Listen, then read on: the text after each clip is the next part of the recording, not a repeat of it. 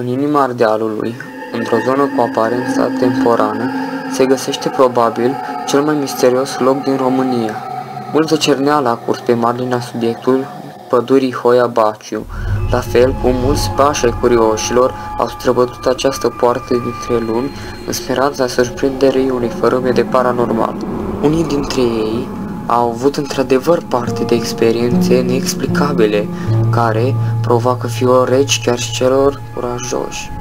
Cercetătorii nu au încotro și ridicând neputincioși din numeri, lăsând loc liber celor mai diverse speculații care înflăcărează imaginația amatorilor de fenomene paranormale.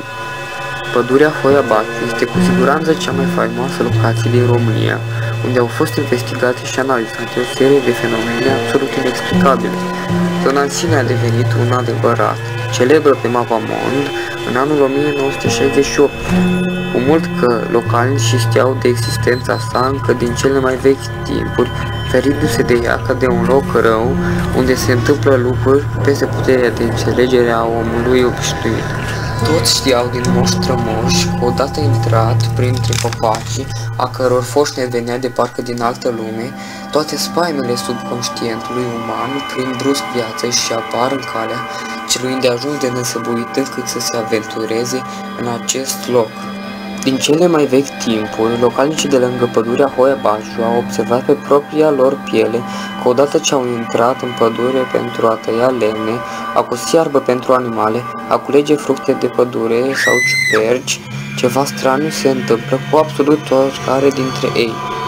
Încă de la primii pași printre copaci, stătenii se pomeneau asaltați de stări inexplicabile de greață, anxietate, senzații de vomă, dureri de cap și chiar arsuri apărute pe piele.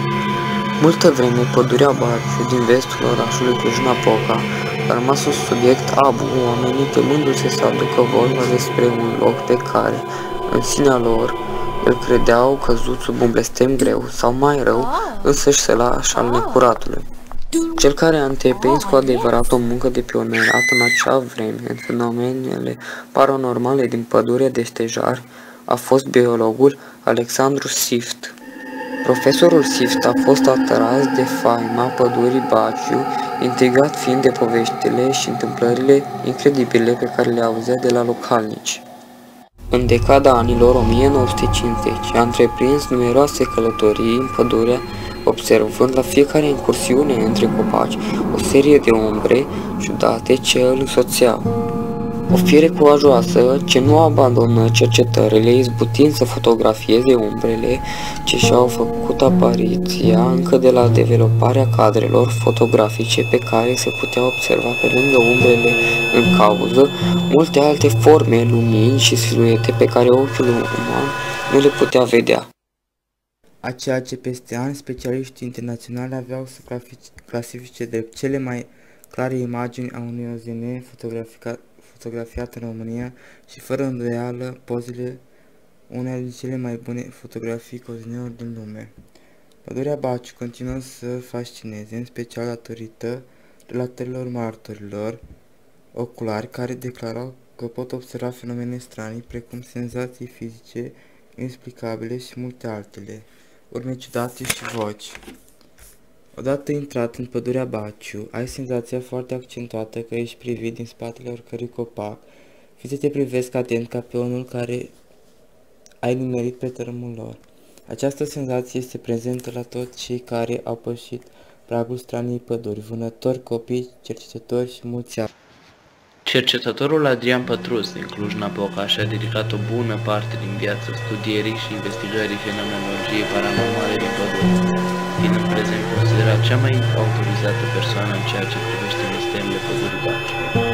Conform materialelor strânse de Adrian Pătrus în zeci de ani de observații, aparițiile fac parte din spectrul larg al manifestărilor paranormale, ceea ce face dificil încăderea lor într-un singur subgen sau capitol al fenomenologiei cunoscute. În primul rând, pădurea Baciu este faimoasă pentru aparițiile sale. Structuri imateriale sau materiale, de forme diverse, apar în fața ochilor curioșilor, fie că este noapte sau miezul zilei. Majoritatea sunt invizibile pentru ochiul uman, când capturate însă de aparatele filmat sau fotografiat. Unii ezoterici consideră că nu sunt nimic altceva decât reprezentațiile spiritelor care populează universurile paralele. Urmează la rând anomaliile magnetice, fluctuațiile câmpului electromagnetic, emisiile infrasonore. Pentru cele mai șocante manifestări se numără și urmele fără explicații care apar pe pământ, zăpadă sau iarbă, direct sub ochii privitori. Nici lumea vie nu a scăpat neafectată de misterile pădurii. Efectele biologice manifestându-se asupra plantelor și vegetației, care prezintă forme de deshidratare, arsuri și necroze ale tulpinilor și frunzelor din anumite zone ale pădurii. Oamenii care trec accidental prin dreptul zonelor active, conspirate de inițiați ca fiind adevărate poși de trecere în alte planuri, se pomenesc cu arsuri de piele, roșeață, iritații, dureri de cap, senzații amplificate de sete, anxietate și stări de veșnic. Cele mai tipice apariții sunt cele care profilează pe cerul de deasupra pădurii. Din senin apar pe cer, în zbor, figuri geometrice sub formă de piramide, sfere, cilindri, sfonuri, cuburi. Aceste forme geometrice, care nu ar avea ce căuta pe cer în mod obișnuit, au fost fotografiate și filmate de sute de ori. Pădurea este celebră și datorită faptului că, între hotarele sale, OZN-urile invizibile pentru ochiul uman, dar care pot fi fotografiate sau filmate, sunt mai numeroase decât OZN-urile vizibile cu ochiul liber. Pe teren nu a mai fost identificată o locație cu aceste caracteristici. Aparițiile care produc cele mai mari temeri curioșilor sunt cele umanoide. Pare că peste tot în pădure există capete umane care pândesc invizibil, la fel ca și în cazul OZN-urilor. Marea lor majoritate au fost observate în fotografii. Mulți turiști care făceau poze de familie au căzut pradă groazei, când le-au developat și au observat că nu erau singuri. În pădure, zeci de capete înghesuindu-se în locuri, în fotografii. Pentru un plus de macabru au fost identificate fotografii, inclusiv figuri ale unor persoane decedate. Un alt aspect care merită menționat este cel legat de stările tranzitorii, între radiațiile gamma și beta amplificate de distorsiunile magnetice asociate deseori cu apariția unor siluete umanoide translucide de culoare albă. În anul 1993, cercetătorul Adrian Pătruț a identificat în pădurea Baciu o zonă aparte, pe care a denumit-o punctul 3 social activ. Zona cu pricina pare a fi centrul de maximă activitate pentru fenomenele paranormale, observate din inima Ardealului. Cercetările de până în prezent au dus la stabilirea următoarelor concluzii. Fenomenele din pădurea Hoia Baciu sunt în mod egal discrete, dar continue în timp. Pădurea în sine oferă mai multe date cercetătorilor decât amatorilor de spiritism. Fenomenele sunt în mod clar evidente, fiind necontestate chiar și de cei mai sceptici oameni de știință. Se pare că există o legătură între prezența în pădurea personajelor cu capacitate de mediu și apariția fenomenelor misterioase. Frecvența fenomenelor paranormale este una fluctuantă, cauzele fluctuațiilor nefiind descoperite în totalitate. Există de asemenea un consens general în rândul specialiștilor în parapsihologie, conform căruia pădurea Hoia Baciu este o poartă interdimensională prin care spiritele fie ale celor decedați, recent sau încă neîncarnați, pot intra în dimensiunea materială fizică a planetei Terra.